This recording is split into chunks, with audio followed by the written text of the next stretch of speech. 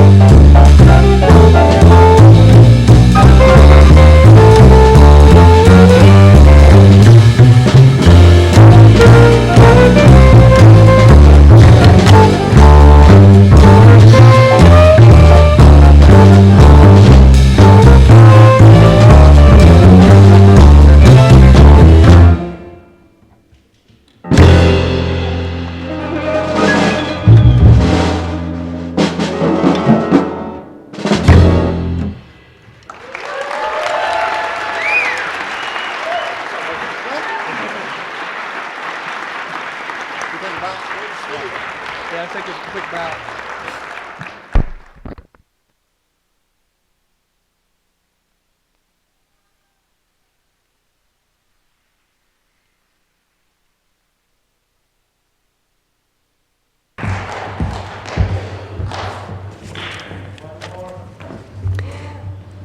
Matthew S. Holland is the president of Utah Valley University, where he has been serving since June of 2009.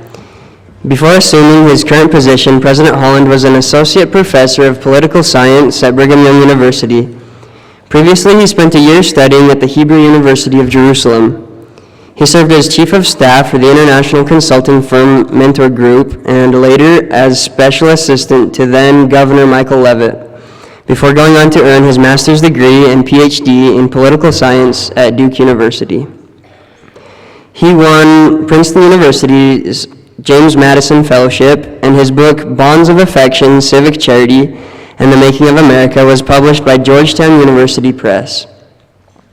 Currently, he serves on numerous community boards, and he and his wife, Paige, are the parents of 4 children. Now, please join me in offering a warm welcome to President Matthew Holland.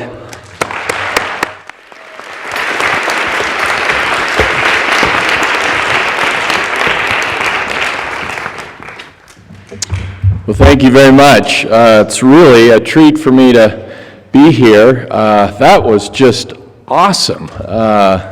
And this facility is spectacular. I have to say, you're sort of the envy of folks at UVU. In fact, President Carlson, you create a problem for me. All my music people come down here and say, why can't we have something like Snow College has? So you're very lucky to have that.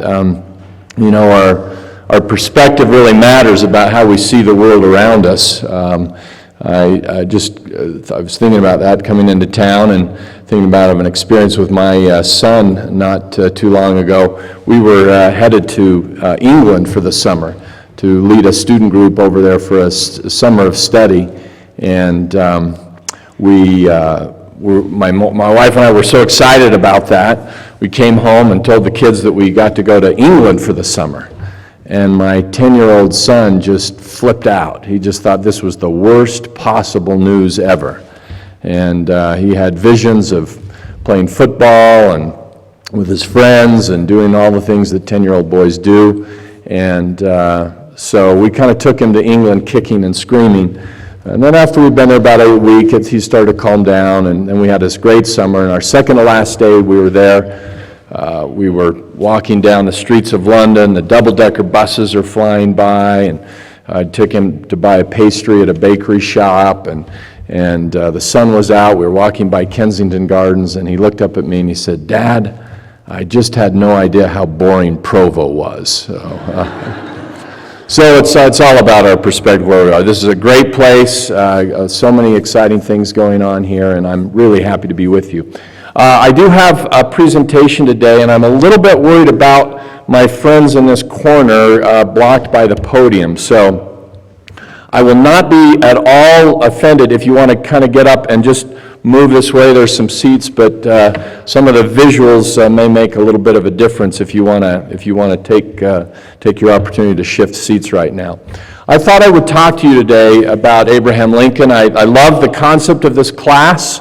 A class to be introduced to different disciplines, different topics, in a broad way that seems to me absolutely consistent with what we do at universities and colleges. And so I'm going to talk to you today about Abraham Lincoln. I'm a student, I'm a scholar of the life and the political thought of Abraham Lincoln. And it seemed to me perhaps appropriate to do that. This month marked the 150th anniversary of Lincoln's second inaugural, and I want to talk about that. I, along with a number of other scholars, consider this his greatest speech, even perhaps better than the Gettysburg Address. Next month we note the 150th anniversary of the end of the Civil War, and also, sadly, the 150th anniversary of Lincoln's assassination. So I think it's an appropriate time. It's always good, I think, to think about Lincoln. He's often regarded as one of our best, if not the best presidents we've ever had. I don't think we can't learn enough about him, frankly. And the message I have to share today is that as we look into it, especially as we look at what many consider his greatest speech, I think we see some wisdom that could be applicable even today, that this isn't just about a history lesson, this is about a lesson for civil society and how we live together with one another today. So let me just, with that, launch into it. Lincoln, as you know, was a great visionary man. I didn't realize how visionary he was till I was recently doing some research and in the archives. I found this picture of Lincoln. It's not yet been published. I'm about to publish it. You're some of the first to see it, about just how visionary he is, his ability to look into the future and see great things and be associated with that. I'll just go ahead and show you that picture now. This is his ability to see into these. I would have got a Snow College hat picture, but I didn't have a hat with me. President Carlson's going to get me one, but his desire to be associated with these great institutions of higher learning. Any case, more seriously, let's talk about the second inaugural. The second inaugural, March 4th, 1865. This was not a position President Lincoln expected to be in. In fact, he was so pessimistic about his chances for re-election that in October, the month before the general election, he sent a memo to his whole administration basically saying, when I lose next month, this is how you're supposed to comport yourself. This is how you sort of work with the new administration coming in. The war was going very badly, and the nation was tired, and Lincoln was seen as perhaps not have managing it well, or at least he was being held accountable for a war that the North frankly should have won earlier, but hadn't, and it was a very dark time. But then a few things broke his way, namely Sherman taking over Atlanta, and it kind of turned the tide, and in the last minute he finds himself reelected, and then things started to go better and better to the point at which things look very promising by the day he's delivering his inaugural on March 4th. But this, by the way, is one of the few pictures we have of Lincoln speaking anywhere. It's a little hard to see, so I think I've got some arrows here. The green arrow is pointing to Lincoln, who's standing at a podium smaller and more sparse than the one I'm speaking to you at today. The red arrow, interestingly, is an image that now scholars believe is a photo of John Wilkes Booth, Lincoln's assassin, who was sitting there watching and listening to this remarkable event and to these remarkable words. Sort of adds a little bit of drama to this moment, in addition to highlighting the tragedy, I hope you will see after you hear the kinds of words Lincoln had to say. So that's the setting in which Lincoln spoke 150 years ago, just about a little over a week and a half ago. I want to start by suggesting that this great speech, what I'm suggesting, the greatest speech by the man who is arguably the greatest political orator our country has ever produced, gets off to a very, very strange start. So what do I mean by that? Well, here's the opening paragraph. At this second appearing to take the oath of the presidential office, there is less occasion for an extended address than there was at first. That's a little bit confusing. I mean, at first, he's saying at my first inaugural, we had a lot to talk about. Not as much to talk about here. Well, that's a little bit strange. Let me go on and I'll explain that. The progress of our arms, meaning the military progress, the progress of the war, upon which all else chiefly depends, is as well known to the public as to myself, and it is, I trust, reasonably satisfactory and encouraging to all with high hope for the future. No prediction in regard to it is ventured. So he's saying everything rests on the war. You know what I know. I trust you're satisfied with it, but I'm not making any predictions. Now, this was very, very strange because if you can take a look at the map here, that's up in the right-hand corner, you'll see Washington, D.C. The next city below that is Richmond, Virginia. Richmond, Virginia was the capital of the Confederacy. So this is where Jefferson Davis hung out, and it's where General Lee was with the Army of Northern Virginia. And that was the Confederacy's biggest army and their best general. And they are in at Richmond, and they're in a kind of, the movements of the Confederate Army are marked in red. The Blue Army is Grant's army. So Grant had gotten effectively kind of underneath Lee. And so Lee is trapped at Richmond. And he can't go east because the Confederacy didn't have a navy. They can't go north because there are many more northern fortifications north. So they're trying to move west as fast as they can, but Lee keeps flanking them. And that's the position they're in at Richmond when Abraham Lincoln gets up to speak. And by the way, from the south is coming General Sherman with that very aggressive sort of total destruction approach to war. And so what everyone knows is that the Confederacy's best general and biggest army are trapped. And the end of the war just looks like it is finally here. And so everybody is really, really excited. And yet here's the President of the United States who stands up and says, well, you know, not a lot to talk about. You see the progress. I think you'll find it satisfactory. I'm not making any predictions. Now you think about that. How many politicians and political leaders do you know today that when they have a chance to claim some victory or boast of some accomplishment aren't just out there beating their chest and taking all the credit? And Lincoln's doing exactly the opposite.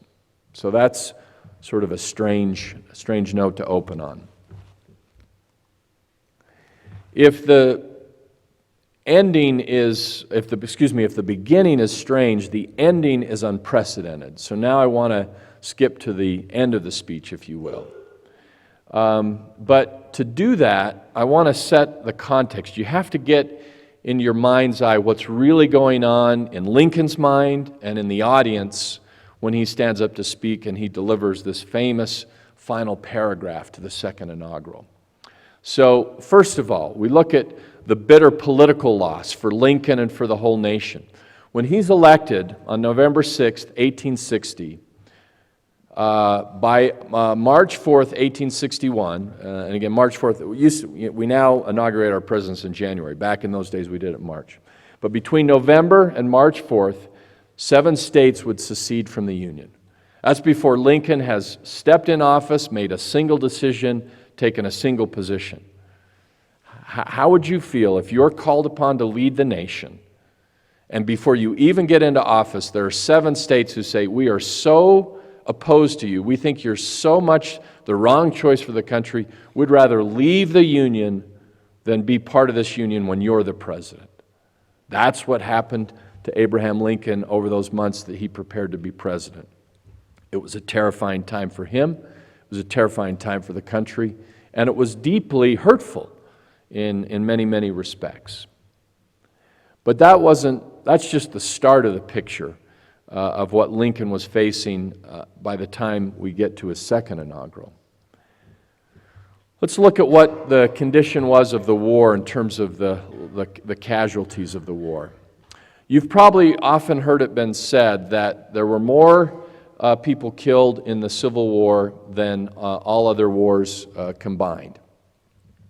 And that doesn't appear to be the case here. These are statistics I took from the official Federal Register from the Department of Defense about wartime casualties. Okay? So as a scholar, when we do things in this academic world, you want to go to the most authoritative source you can. So I went to the official U.S. federal government publication about soldiers killed in wartime, U.S. soldiers killed in wartime battle, and those are the statistics. So if we were in a little smaller setting and I was your professor, we'd have a little discussion here about what do you think is going on. But in this setting, I'll just tell you.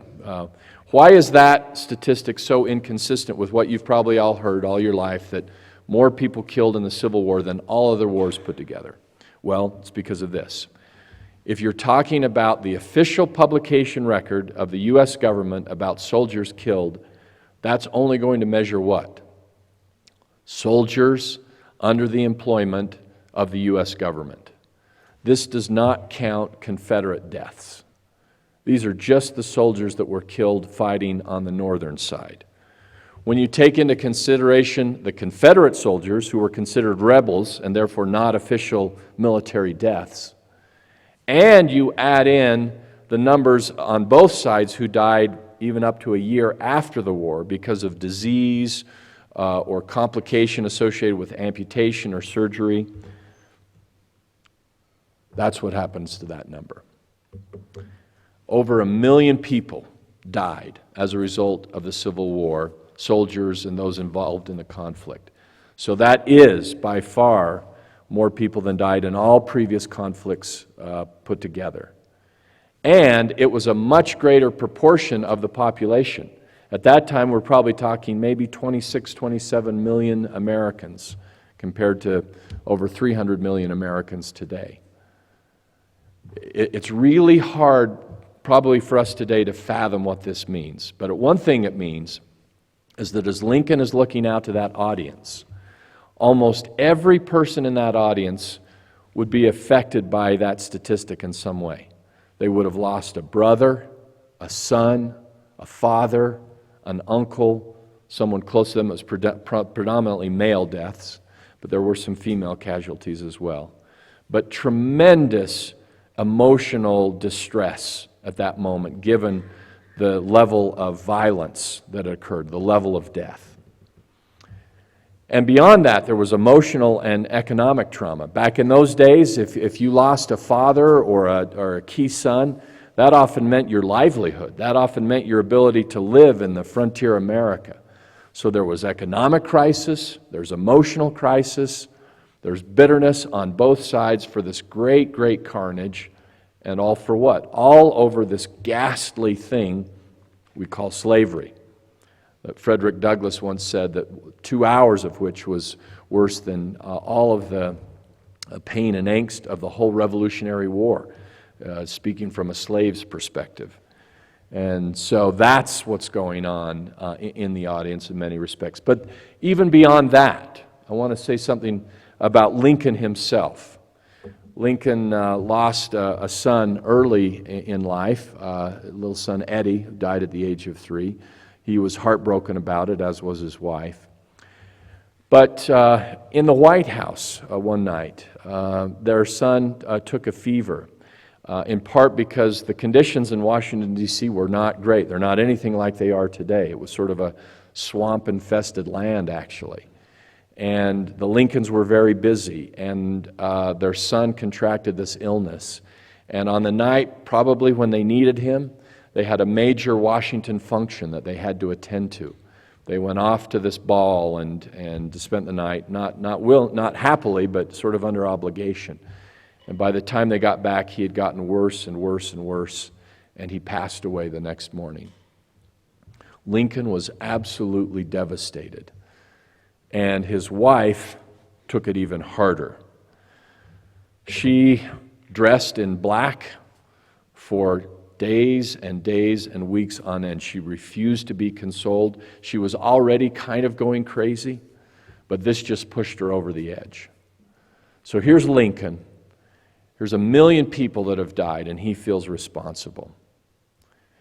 His son has died. His second son has died. His wife, who in many marriages, your wife, your companion is your support, the person you go to after a hard day to get reassurance, and he has to leave a very difficult day job, an impossibly difficult day job, and then come home to a wife who's shrieking and emotional and condemning him, and he had no relief. He had to have been the saddest, most careworn man I can imagine in many, many respects. And there's physical evidence of what I've just said here. One more thing to point out, though, just to kind of highlight the difficult emotional spot that he was in. He was constantly criticized. I'm going to show you a series of pictures from newspapers. These are from Southern papers, Northern papers, European papers. Everyone felt like they could take pot shots at President Lincoln. Again, we think of him today in these hallowed, enshrined ways, but in the day, in the moment, he was not always that well thought of by lots and lots of people. This is a picture of him where he's characterized as kind of a vampire, standing over this angelic Columbia, the representation of the country. This is a picture of him from a British newspaper where he's seen playing a game of cricket, and that this sort of this mixed imagery, that the war was sort of a game for him, and that he's the personification of death, and that over this sort of image of death is this picture of him. And it's a little hard to see, but he's got this Caesarean wreath, that it's all about power and conquest for him. This is a picture of him signing the Emancipation Proclamation. Today we think what a great breakthrough that was, the first freeing of the slaves, a noble endeavor. But how were some of his critics on the side of the North? This was a Northern cartoon. But here he's seen kind of slouched in his chair, over his shoulders, the sainted John Brown, the abolitionist. People thought he wasn't moving fast enough, he wasn't aggressive enough. His foot is on the Bible. There's a ripped up copy of the Constitution, and the inkwell, you can't quite see it, but it's a little devil that he's dipped his pen in to sign the Emancipation Proclamation. People thought it was too weak, wasn't strong enough. That was some of the criticism.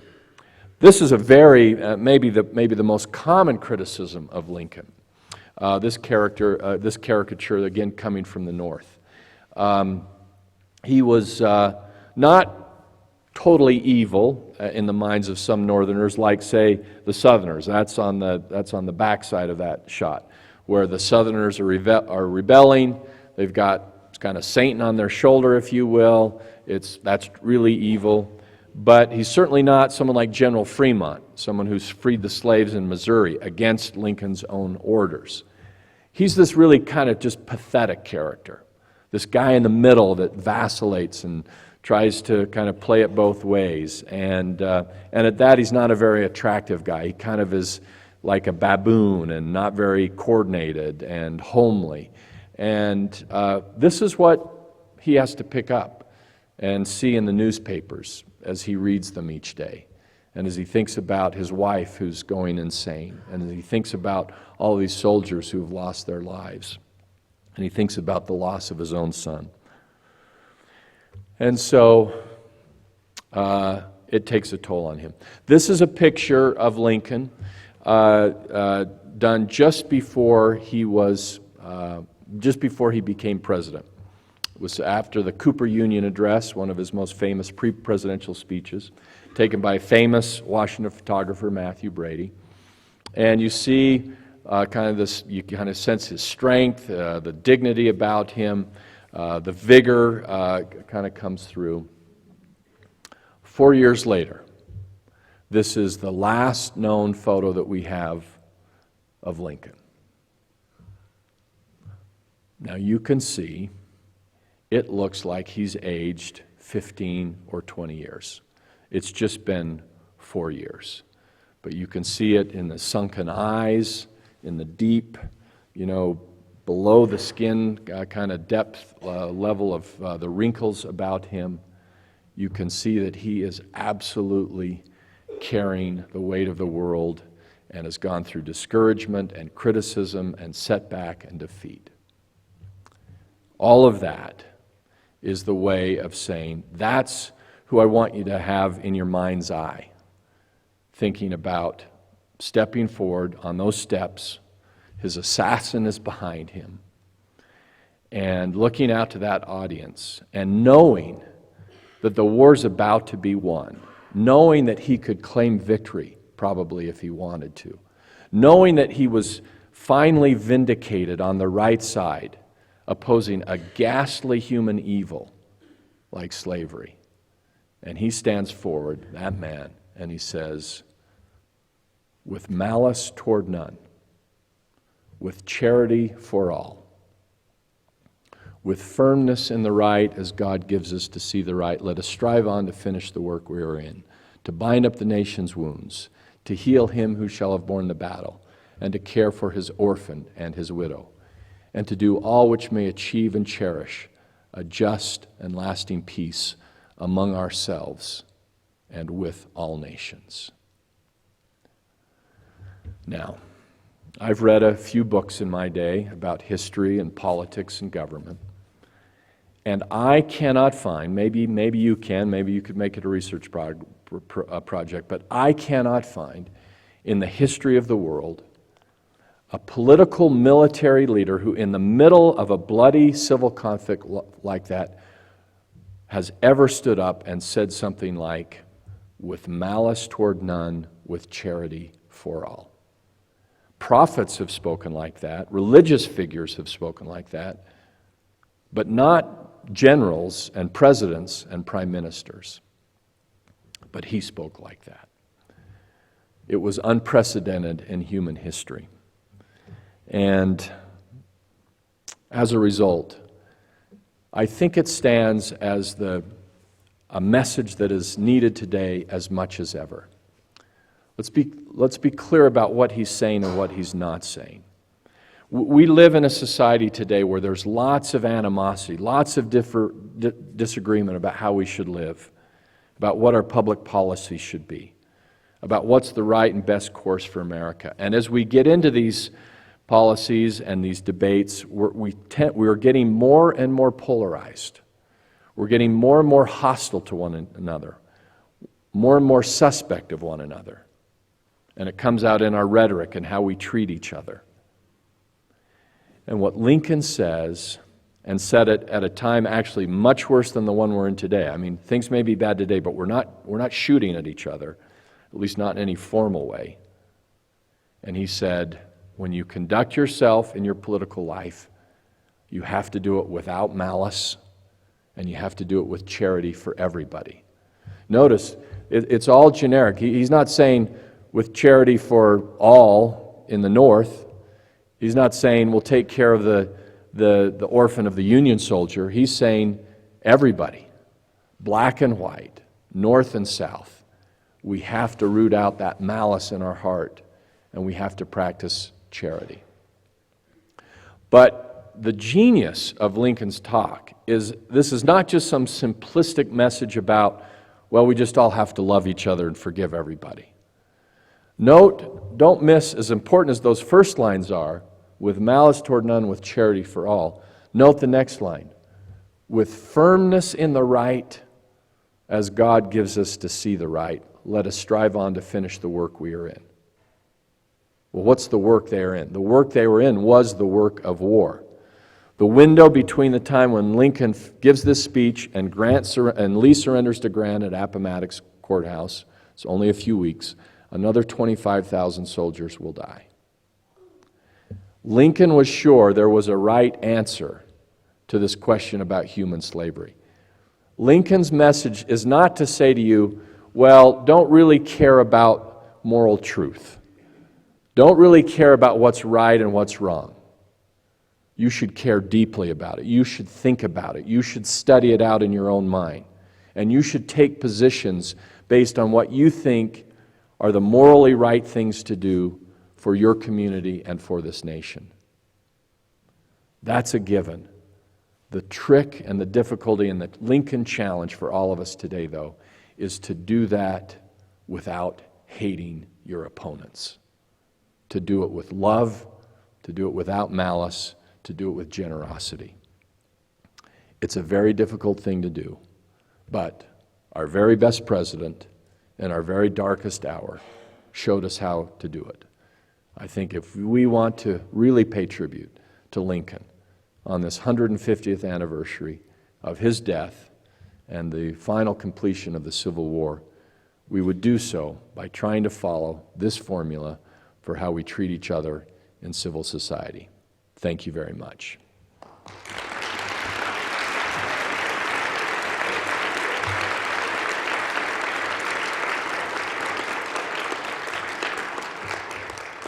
So with that, I think we've got a few minutes. I take a few questions. I can't really see out there, so people may have to stand up and speak loud or shout out. I'm not sure how you. Oh, there we go. Some house lights.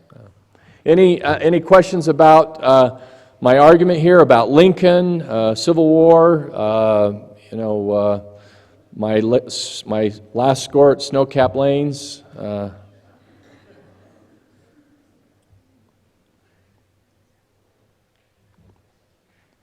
Yes, over here.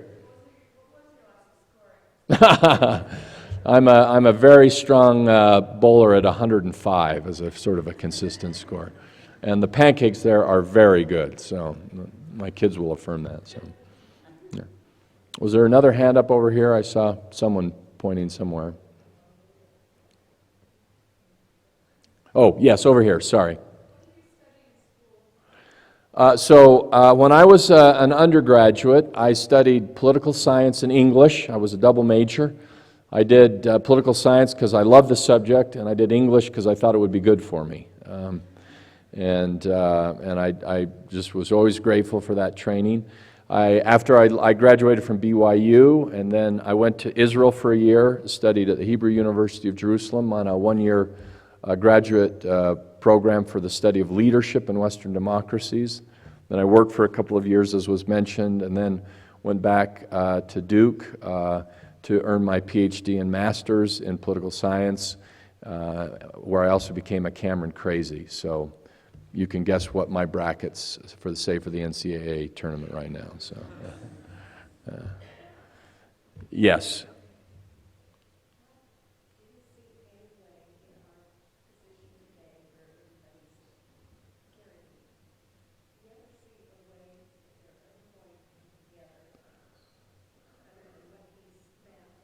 Yeah. Yeah, it's a great. So the question is, do I see any hope for us to find some common ground and to come together, and or are we doomed to just kind of replay what we've seen here?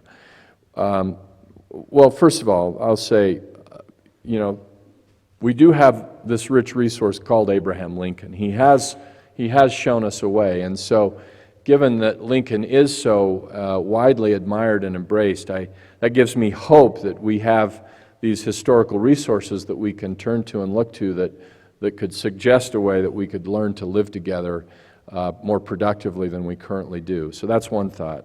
The other thought is, again, in some ways, reading history can be inspiring, not just for the good moments, the good examples, but also for the bad examples.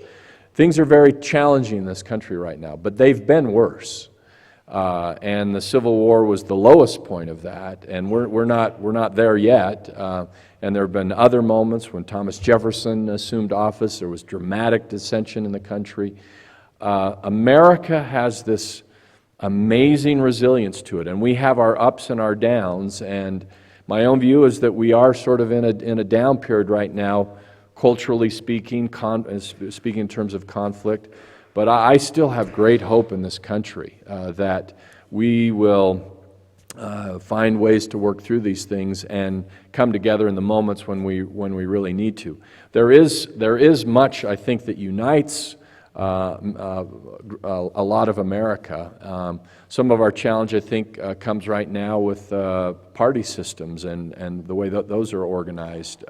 But I think there's certainly room to make progress on issues. So I'm still an optimist. This is the world's greatest country, and we've found ways before through our darkest hours, and I think we'll do it again.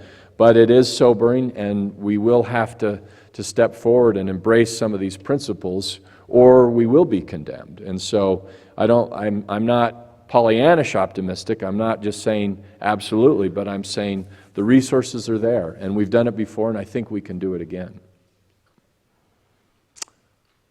Any other questions? Yes. What or who influenced you to really study Abraham Lincoln's life? So he's asking about influences on my life and what influenced me to study Abraham Lincoln. A couple of things. Some of it I think might just be, I think we all come into our world with sort of native inclinations and interests, and I probably have always had some interest towards the historical and political. I'm very grateful to my parents They were always great leaders to me and talked about leadership and principles and values, and so that was an early influence. And they did something for me when I was very young that I think had a profound impact. My dad was an academic, and he was studying in graduate school, and we didn't have any money. We were very poor. I remember there wasn't money for a bed. I slept on a camp cot, and we had a little cardboard table that we'd eat around as a family. But somehow, in the midst of this pretty significant poverty, my parents found the money to buy me this very nice, I actually still have it, this set of golden step-up books.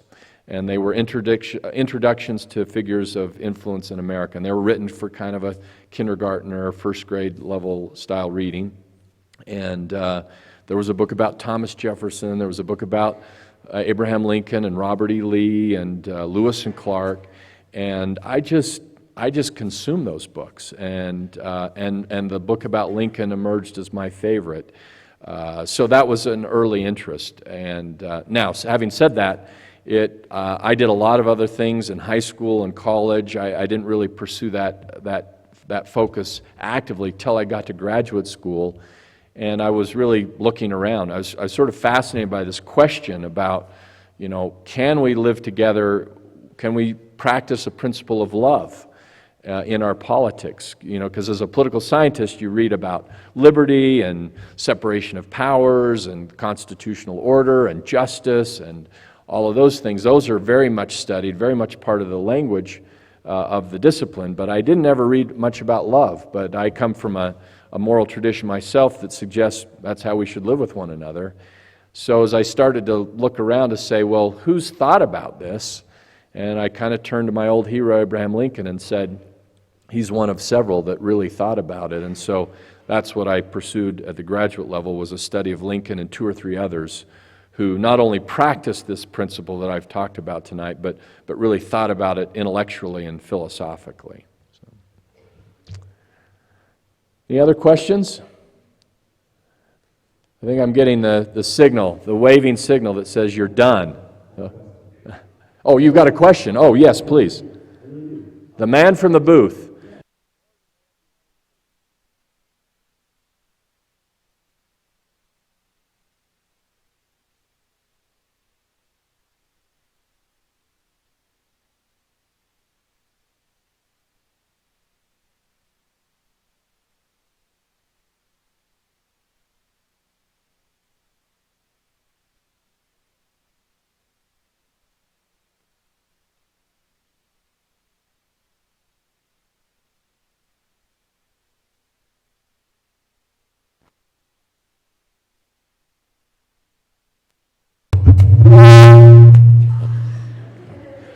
I will answer the question. You don't have to get uptight about it back there. So, this is what happens when techies freelance, That's just sort of, no, it's a great question. He's talking about, can we transcend party to do what I'm talking about? And if so, how do we get ourselves informed its importance? How do we do that? Couple of things on that. First of all, I do want to be careful. This is what we're talking about. These are some very noble ideals. And in many ways, our founding was predicated on the idea that we wouldn't always be that noble, to be honest with you. The founders, James Madison, Thomas Jefferson, they designed this Constitution such that we sort of expect that people will kind of be who they are, and there will be these factions that will develop. And so that's part of the genius of the Constitution, is that we don't just have to rely upon love. In fact, if we did, we'd really be in trouble. I mean, think about it. If you just had to go into, a public setting or a business, and all that you could rely upon was just the goodwill of the person you saw across the table, you'd be in trouble, wouldn't you? Because we do tend to be a little selfish and take advantage of each other. And so that's why the brilliance of the Constitution, checks and balances, we kind of keep each other in check. And so the first thing I'd say as a practical matter is, yes, you got to get informed about our Constitution and about how things are set up, because it's designed in a way so that there are protections, so that you don't have to just rely upon everyone's goodwill.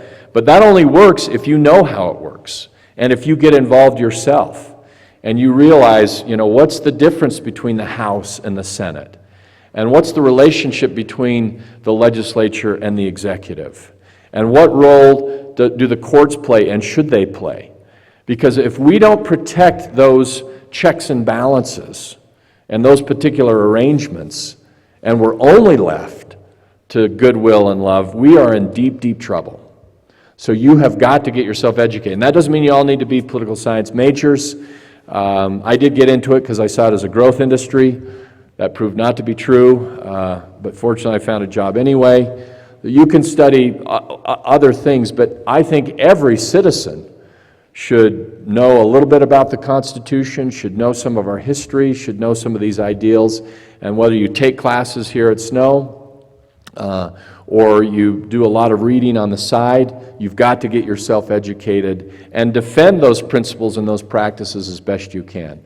And then, with that as kind of foundational, then I think you can look at these specific examples of Lincoln. You can turn to moral traditions. For Lincoln, it was a biblical tradition. For those of you that may not be Christian or Jewish, there are other great sources. I think that, in my mind, truth is truth, and there are lots of sources for these ideals about how we live with one another, how we treat each other with more generosity, more respect.